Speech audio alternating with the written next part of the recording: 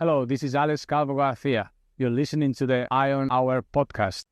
Thanks for tuning in once again to the Iron Hour podcast. I'm your host, Barrow. Got two of my usuals this week as we get through quite a lot, to be honest with you. Of course, we have the calamity in Radcliffe to digest.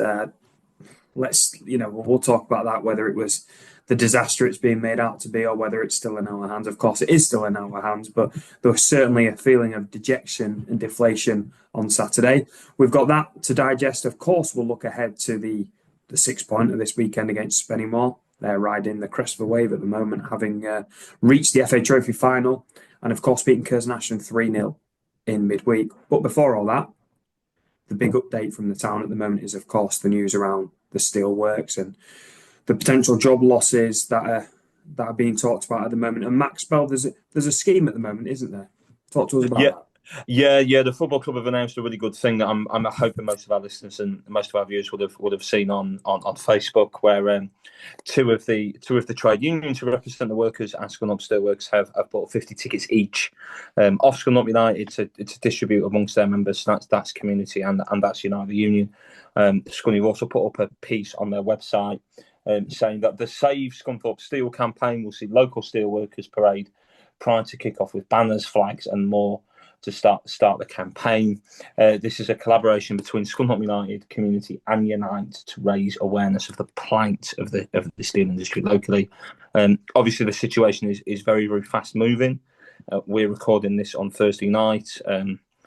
If a week is a long time in football, it's an even longer time when it comes to the steelwork. So, look, we'll see what the situation is on Saturday. But I think this is an excellent initiative from both the trade unions and also Scunthorpe United. So, big congrats to their, to everyone involved with that, and just a piece on the website as well, saying that if anybody's a member of either community or Unite and you'd like a chance to gain a ticket, to contact Ian Linklater if you're a community member, or Martin Foster if you're a Unite member. And both of them are really, really, they're great blokes.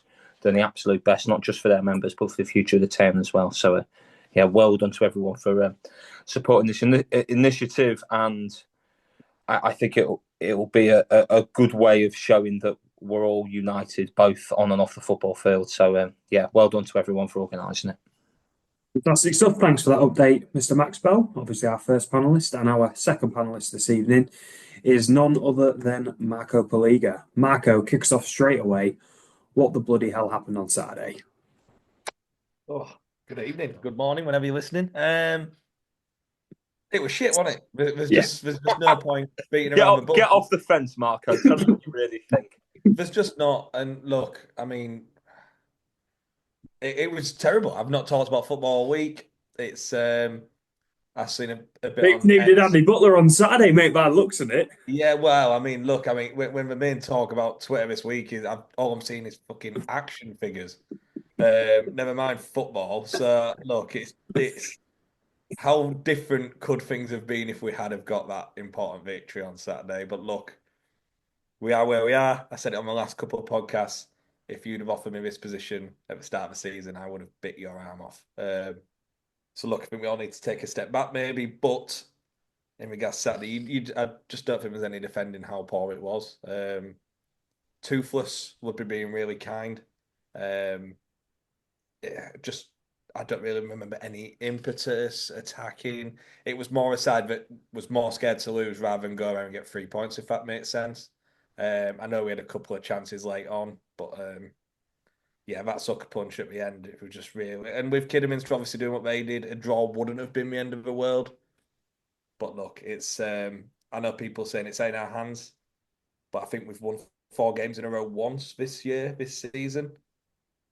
It's going to take some doing to do it again at this point. So look, Saturday was huge, and I think it could be not the final nail in the coffin. Look, we are still in this, and I do think we'll win on Saturday. But it was terrible. I thought for my man, nobody even had a particularly bad game. It was just the case of we just weren't there, and we just weren't on the front foot. I don't even want to talk about it. That's how bad it was. It was something. We've been playing like that in recent times, but getting that goal. which sort of papered over a lot of cracks. But yeah, Saturday was just that one step too far. Cheers for kicking us off there, Marco. Of course, we will have to talk about it. That's kind of the idea of the podcast traps.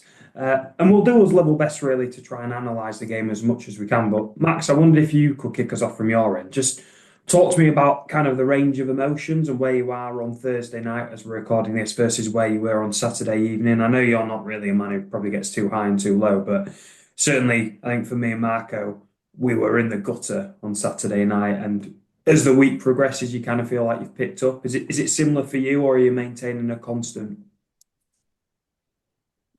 Yeah, I mean, you are right. You try as a football fan not to get too high and too low, but it's easier said than done. I mean, that walk back to Radcliffe tram station after the game was pretty quiet, and I thought Malcolm made a good point actually, which is, look, don't get me wrong, 0-0 would have been disappointing, it would have been frustrating, but you just look at the maths of the league table and the various scenarios, the difference between 0-0 and losing 1-0 would have been significant.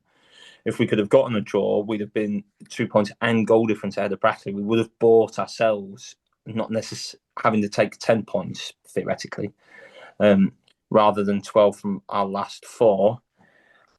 In terms of how we move forward from this, when I look at the league table and I look at the top 3 sides running now, because I was wrong. Last week, I thought Brackley were out of it. I thought it was a 2-horse race because I couldn't see both us and Kidderminster both messing up to the extent that we got Brackley back into it.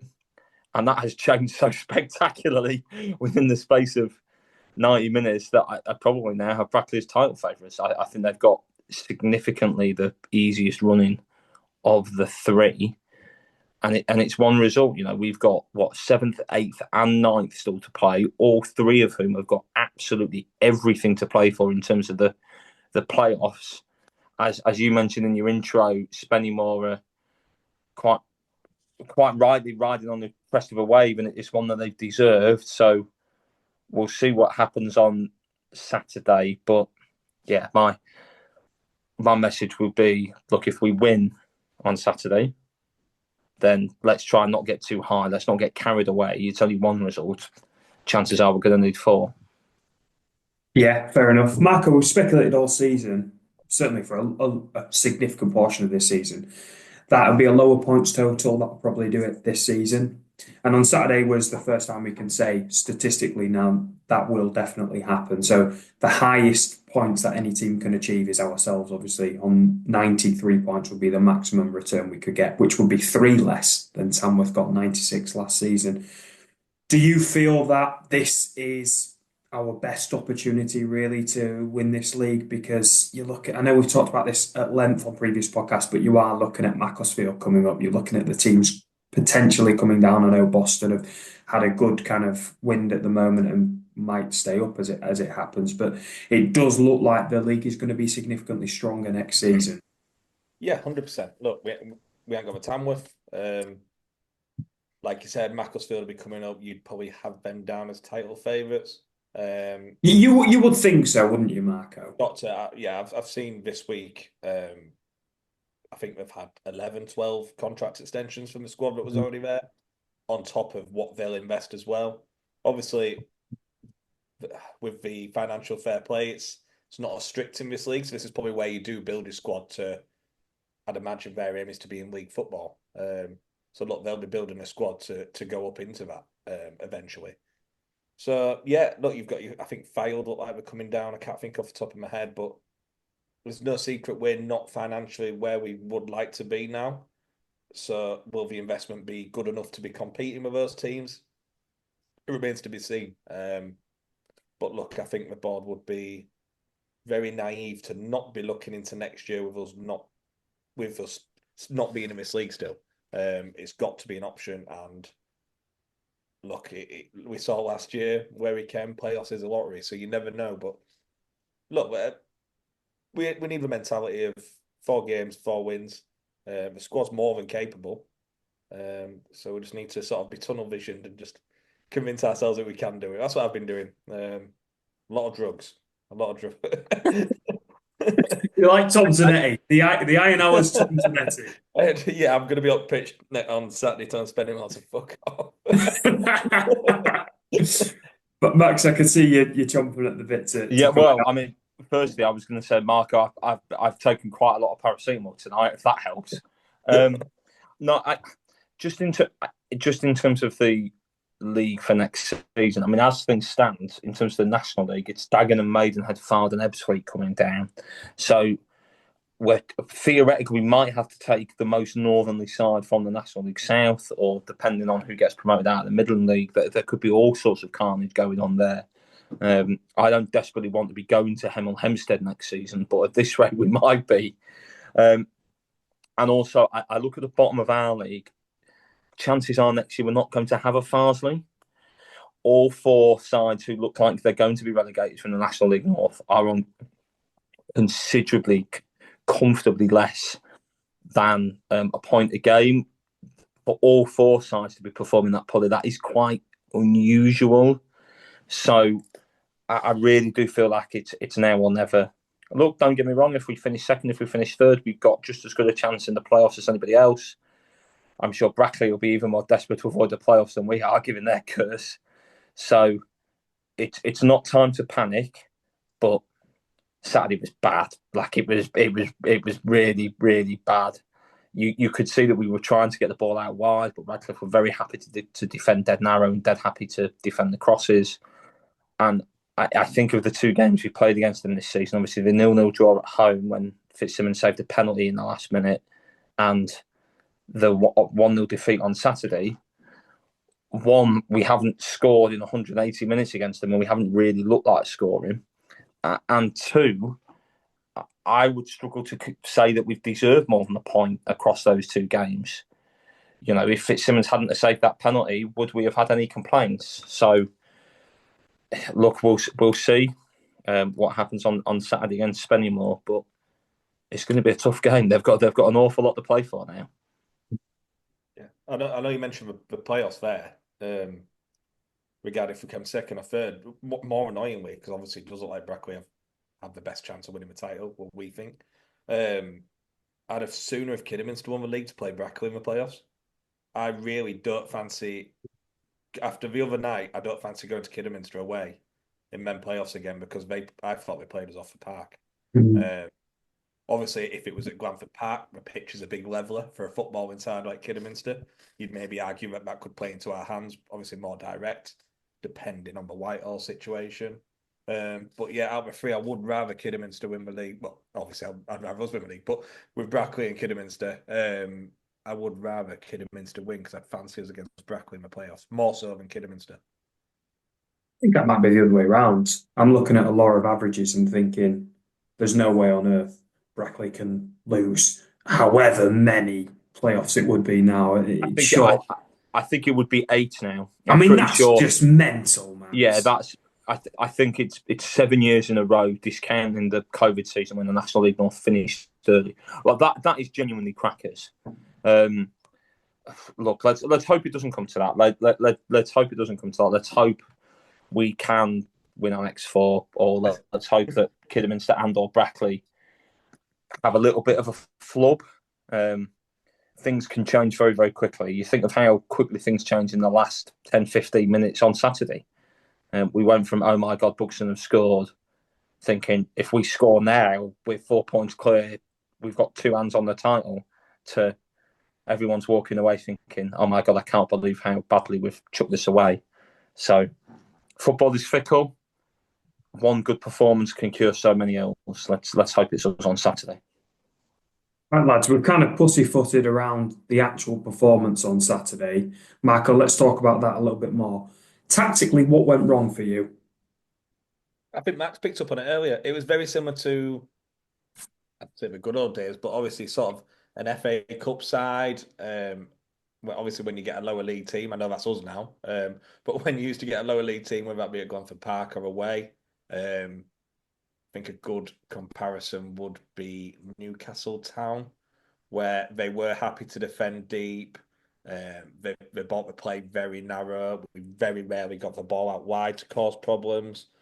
And obviously, when you've got players like Roberts out there, it's so wasted not getting the ball there. It's give Radcliffe a due. Like Max said, we've not scored against him in 180 minutes of football, and I don't think that's a coincidence.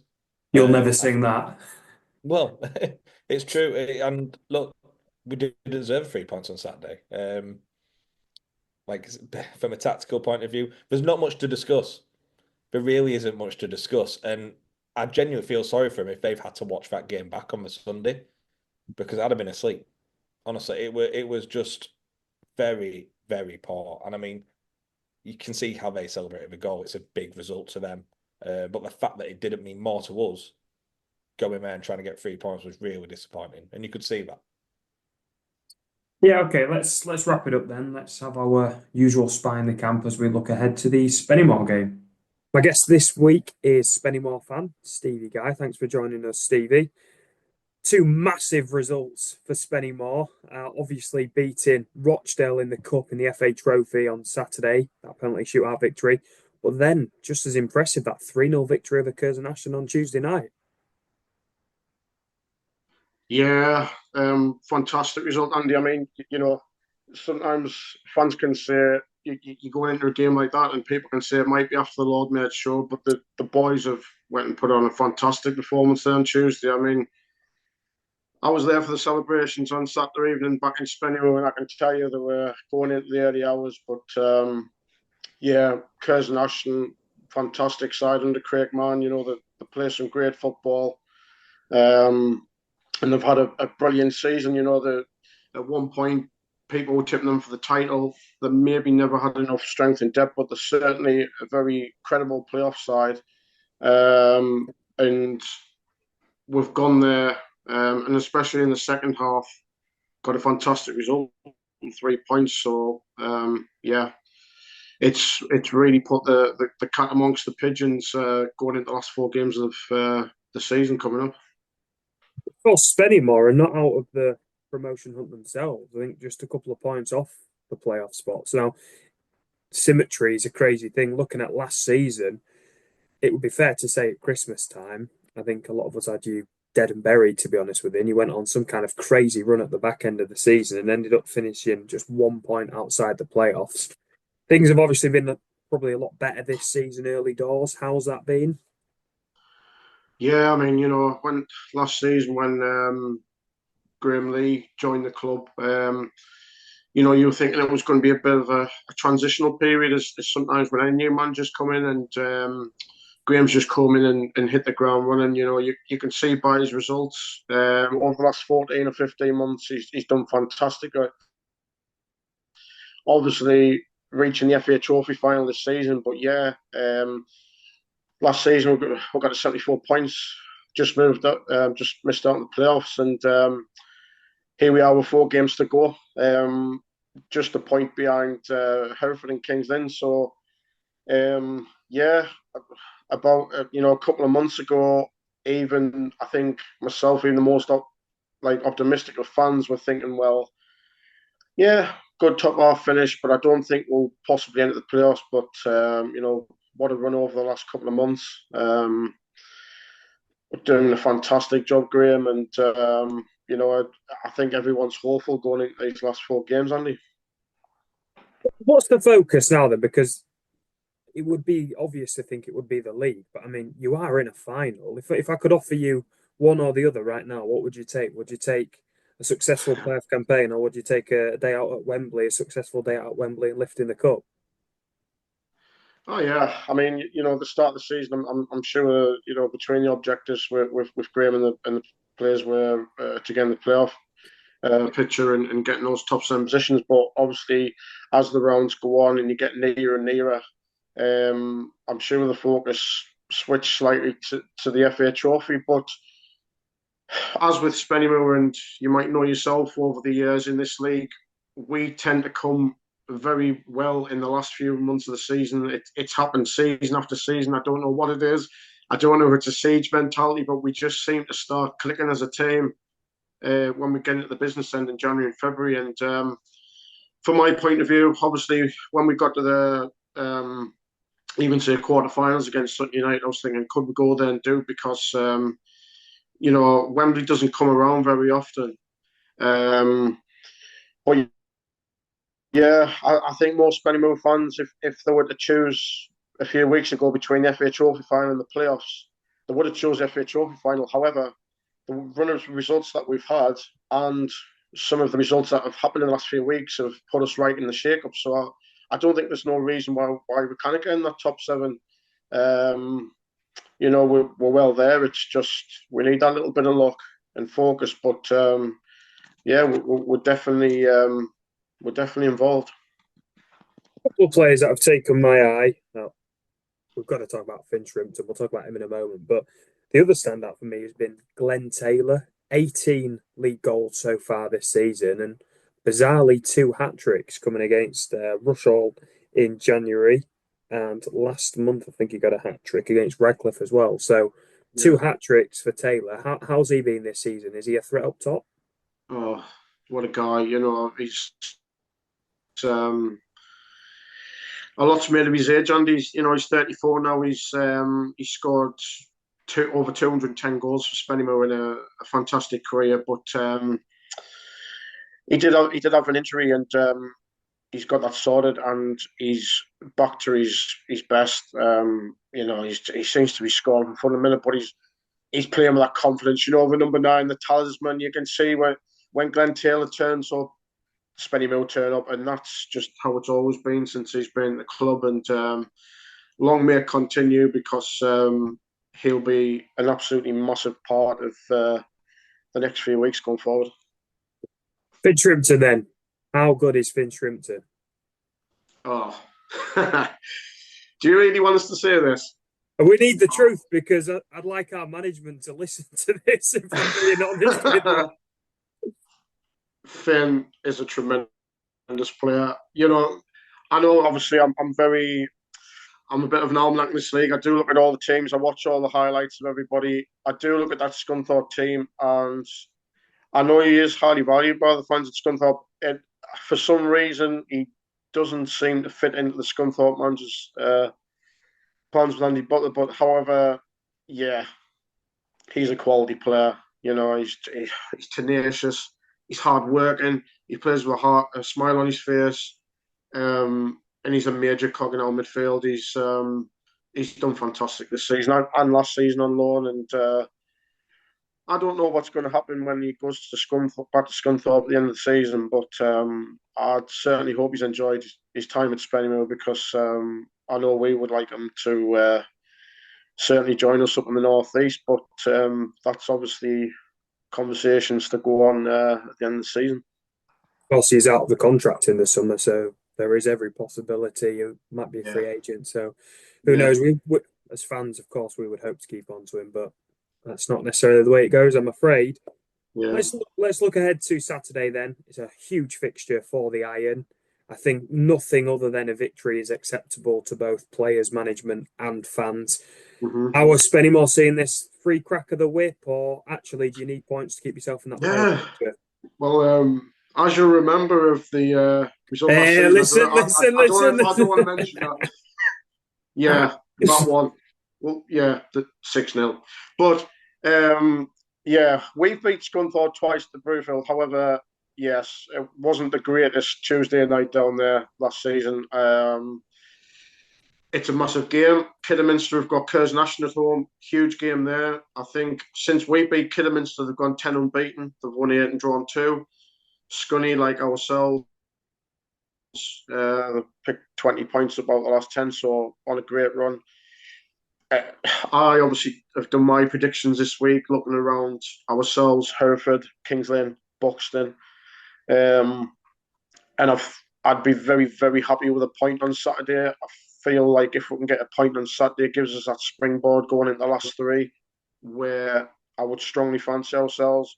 But Scunthorpe, on the other hand, would be thinking we want to put pressure on Kidderminster and just keep on winning. And I'm sure it's going to be a big crowd in. Weather's looking fantastic. And yeah, you could say for us that it is a free crack the whip. We're going to a full-time side, possibly league champions elect. However, the form that we're in and the away form that we're showing at the minute, I'm sure our guys will be going in confident, and especially after going to Rochdale and Curzon Ashton. So yeah, quietly optimistic we can get a positive result at your place on Saturday.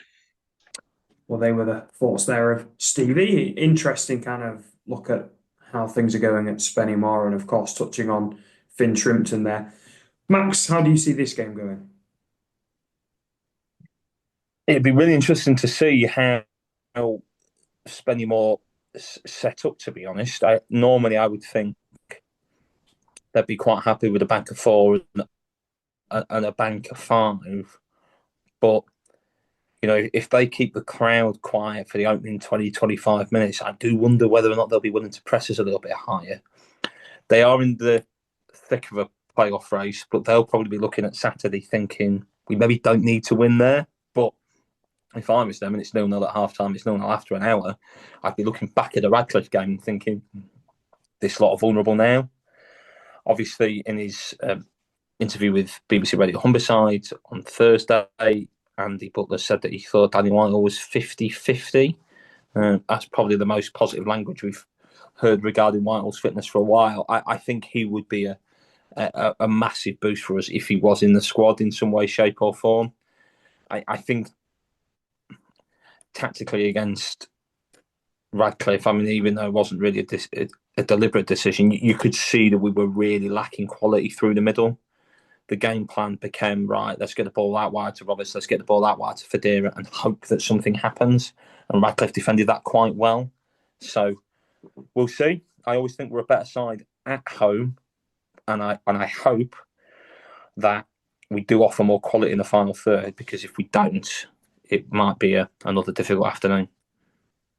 Marco, Max just touched there about the fact that it is 50-50 for Danny Whitehall this weekend. Now, again, as Max touched on, this is probably the most positive news we've had, because, I did see a little bit on social media today about the inconsistency with Andy Butler's language over the past couple of weeks. But actually, to my mind, there hasn't been a point so far over the past 4 or 5 weeks where it's got to Thursday, just a couple of days before match day, and Butler has said it's as high as 50-50. So is there a possibility we might see him on Saturday? I think not. I agree with what you're saying regarding if Butler is coming out and saying 50-50, then we could possibly see him on the bench. Definitely won't be a starter. Look, it's a long 4 to 6 weeks. It's been a long 4 to 6 weeks, but nobody knows the extent of his injuries, and they don't all heal and recover the same. Look, do we risk him and throw him in and then obviously make it worse if we do get the playoffs? I get that that's the general consensus at the minute. I feel like we're all pretty negative about winning the league. But look, it could also be the difference between winning a game and drawing a game, or even losing a game. So it's a tough one.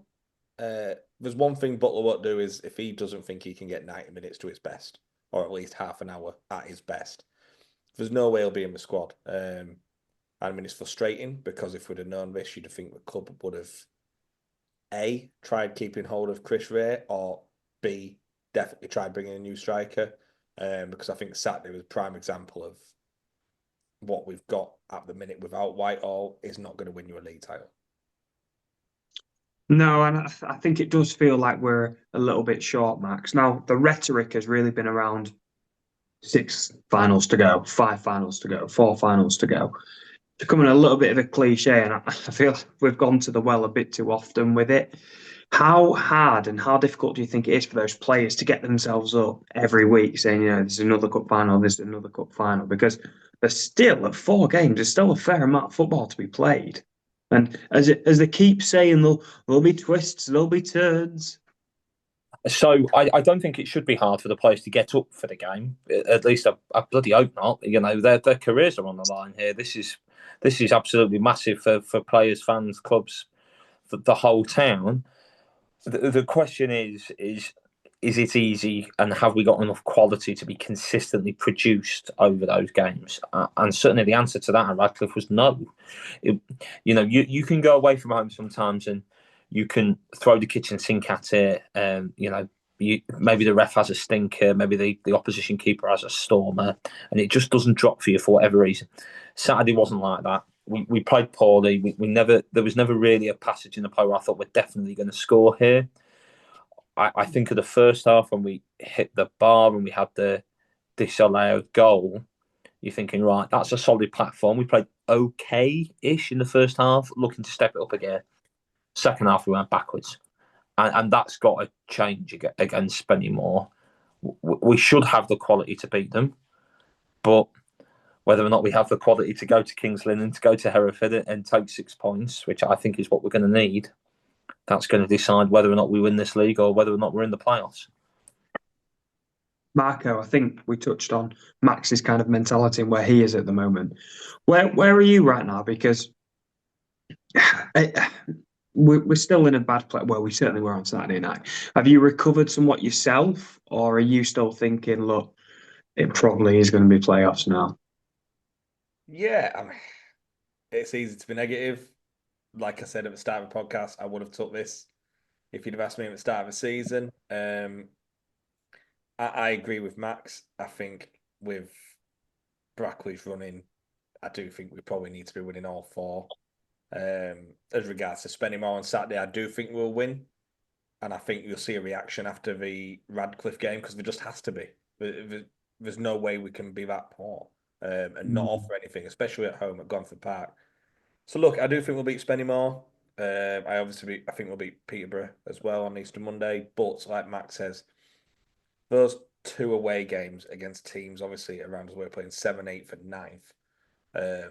They will be tough. They're all fighting for something. And I do worry that I don't think we can get 6 points there. I think one of the away games will come unstuck.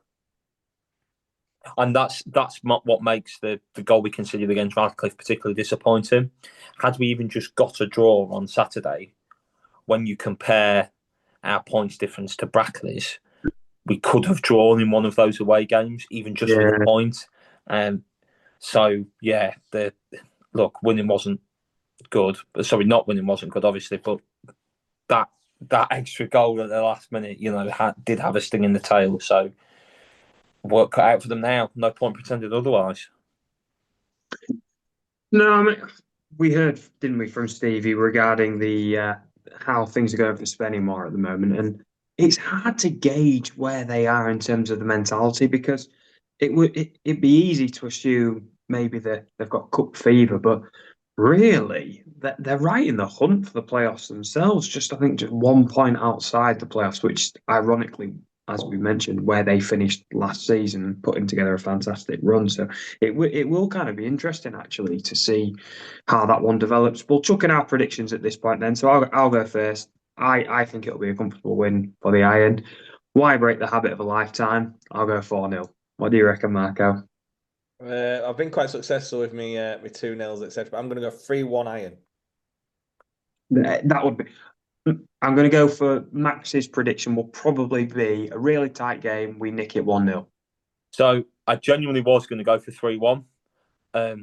In that I could have seen it maybe being it's seen a bit scruffy, a bit scrappy. It's 2-1. We're nervous, and then we do them on the break in the last 10 minutes to make it 3-1. So I can't have that. So I'll go for another 3-2 home win. How many times have we come away from games thinking, how has that not been more comfortable? If you think we're going to win 4-0, though, I think you're on drugs. Well, Marco is. You're on some form of what is it? Ibuprofen? What was it? Paracetamol? You said? Oh, yeah, the hard stuff, the real hard stuff. So okay, well that's kind of summed up the week so far, and looking ahead to what might come on Saturday. Let's make it a bit more lighthearted. Let's have our usual segment of Hero, Idiot, and Moment of the Week. But before we do that, of course, we have our past player watch. Now, this week it's a little. We still need to come up with a theme tune for this. I'm so excited for this. Just heads up, me and Max absolutely have no idea who this is. No, not genuinely not a clue. Right. Okay, let's stop building this up, guys, because as you might have guessed, I've had some technology issues this week. Things aren't going swimmingly for me, so it's a bit of a cop-out this week. It's not a past player as such. Oh, well, what's bugger off then? That's not it. Yeah, I'm going to have to call Varia.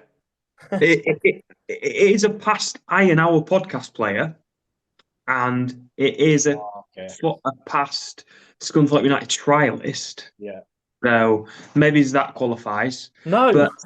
But fantastic news for Paul Grimes and the management team at Lincoln United this week on winning the Senior Lincolnshire Trophy, which is obviously the budget version of the Lincolnshire Senior Cup, which we won a couple of weeks ago.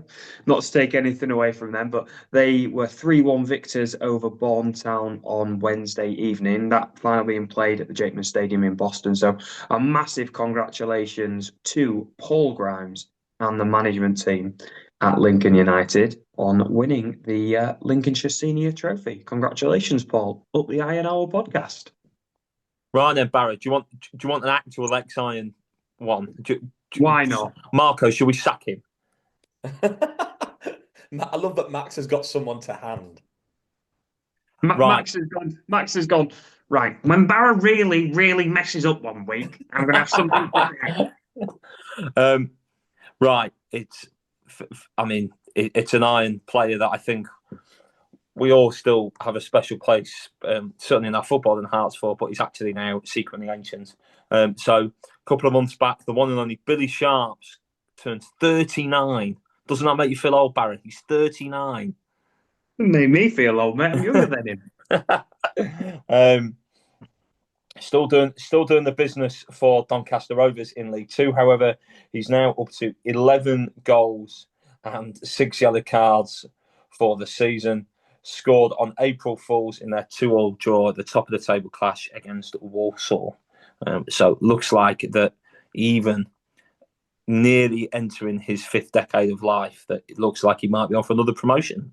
Donny very much in the thick of the promotion race in League Two. So yeah, best of luck to Billy. Still one of the absolute best players I've ever seen pull on the Scunthorpe shirt. So good to see that he's still got it.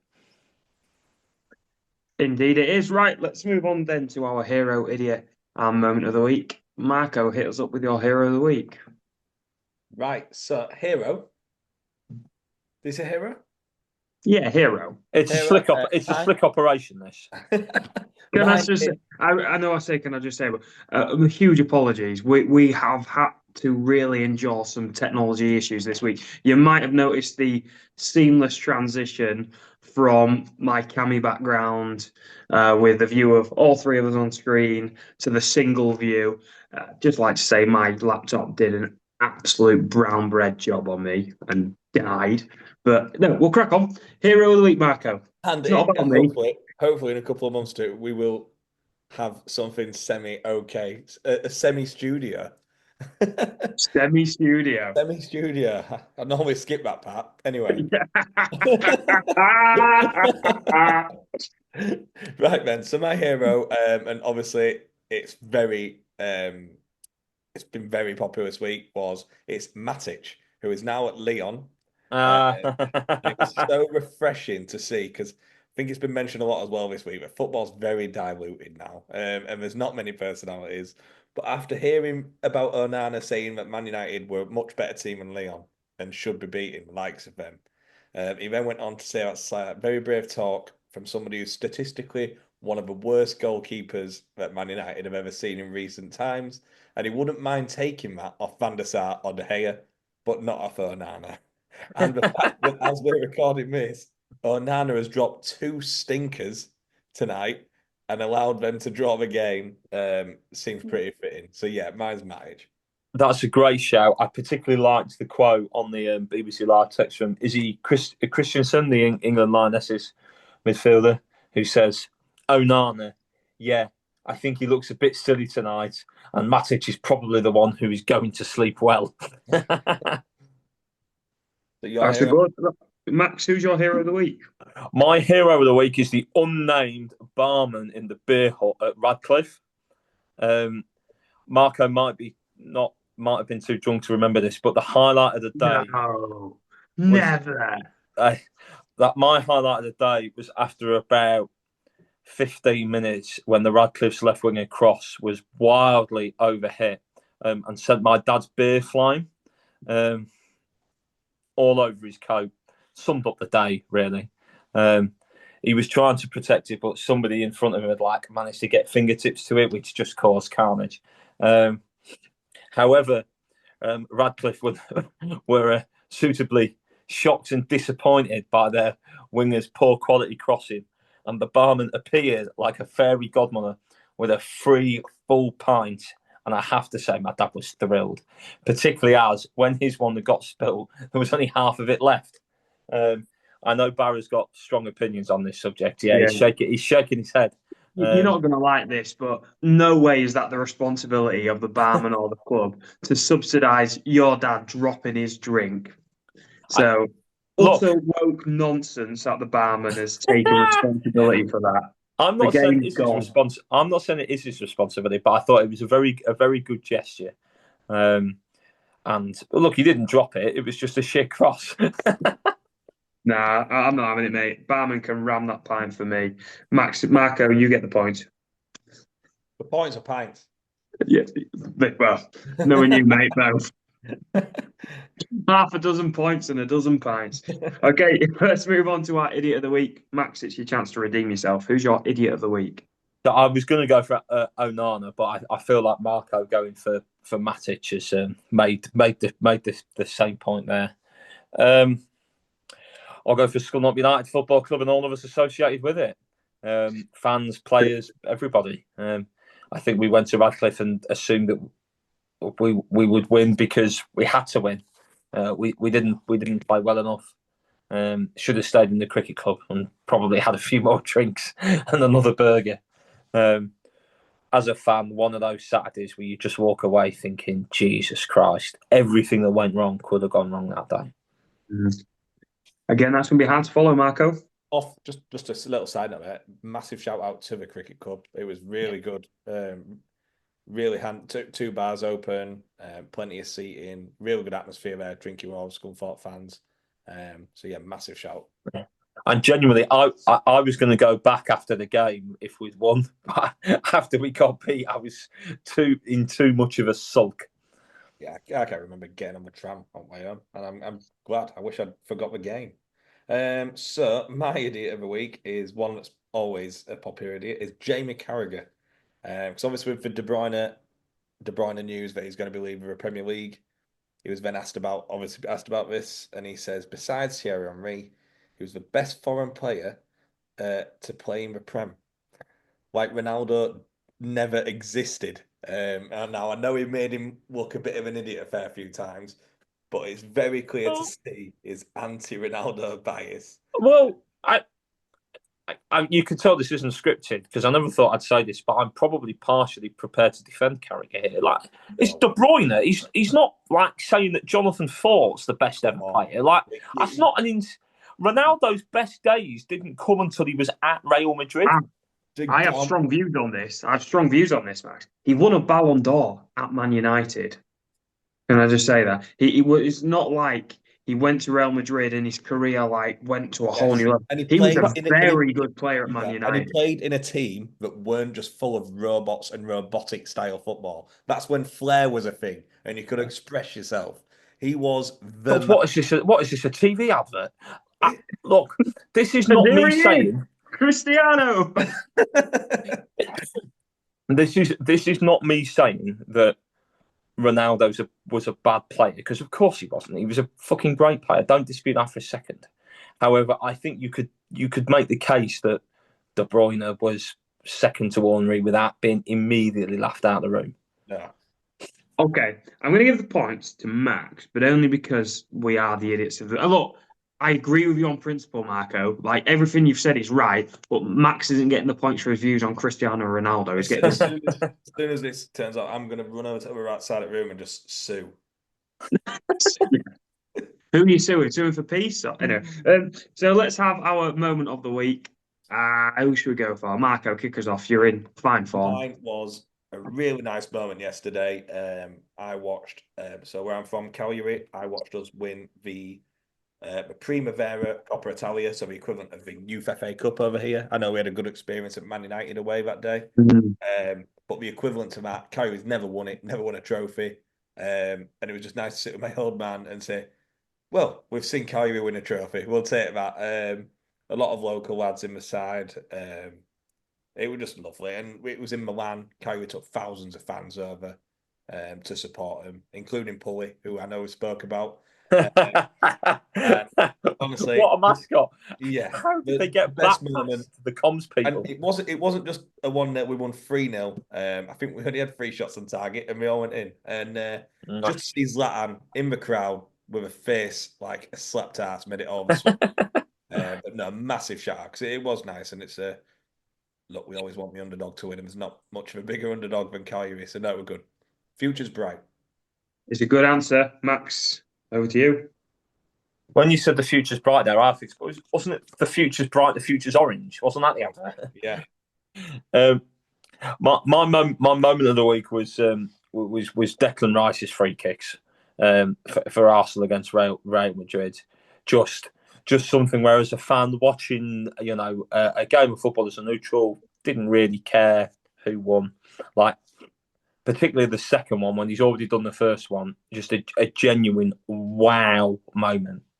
The amount of zip, the amount of dip, the amount of bend he got them. When you sort of saw Mbappe's face after he scored, where he's just sort of shrugged and gone, "What can you do with that?" Rice has always been a player I've liked for England. I think he comes across pretty well in the media. And look, don't get me wrong, Arsenal are a fan base and a club that, as a neutral, sometimes drive me a bit crackers, but crucially they're not Real Madrid. So that was it was a hell of a moment. Absolute fair play to him.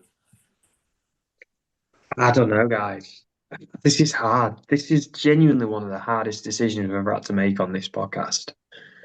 Is that because both options were rubbish? No, they're very strong arguments made by passionate individuals. Oh, I'm gonna go for Max. Yeah, Declan Rice, baby. Yeah. Okay, I've under my decision, Marco, you win. That was too bad. I can't let that stand. That can't be a sell. Yeah, no. Points have been docked again. Marco, you win. Congratulations. Is it worth it? Oh, well, it was the only right answer, so I'm glad I feel like what you were doing there is you were just holding back with comment because you knew Max was going to undo himself. I'm glad the correct decision's been made. This is why VAR was put in place. It's been upgraded to the correct decision, and look, I'm just happy to win. You can tell that. When you're scrolling videos, that I come across that one where Declan Rice was on. Was it A League of Their Own? They had him rapping the Vanilla Ice. Bad TV, that. To be fair, Max's answer right. The second was a crack. It was an absolute peak. Made it all the this does my head in as well. Could have easily made it one of these set piece coaches who seem to want it to be all about them. Where they last 100 years. But yeah, and he's telling him to just cross it. Yeah, just cross it in. And then he just whips it into the top corner and he just that's what I meant. That's what I was telling him. Trying to take I've been going straight to Arteta, like, listen, you can save 70 grand a year, mate. Just get rid of it. Like, Marco is right, though. That second free kick, like, he's gone goalkeeper's side against one of the best goalkeepers on the planet over the last 10 years in Courtois. And he still hit it that well with that much bend that it's properly unsavable. That game's not over. On a side note, Real Madrid have definitely got that in them. An early goal there. That's I'll 100%. just about stay the same. There's no way that is a guarantee that Arsenal are through here. Yeah, 100%. There's any side that's capable of bottling. 3-0 going to the Bernabeu is the equivalent of what? Being 1-0 up going into the second half or something? It's in the Champions League. They're a different animal. They just seem to have that 5th, 6th, 7th gear, especially with Ancelotti. He never seems to panic. So, being interesting. All he does is just raise his eyebrow when they score twice in 60 seconds. God, can we borrow him for Saturday? That's how he keeps his wife happy as well. He's just there in the bedroom. The people's eyebrow. Right, that wraps it up. Free. Yeah, you know it. Right, that wraps it up for the podcast this week. Again, thank you for bearing with us through our technology issues. We will strive for perfection next week, of course, but we won't achieve it. It'll be the same amateur hour rubbish that we churn out. But thank you for listening nonetheless. And we'll see you next. We'll see you on the other side. Let's see how we go. Up the iron.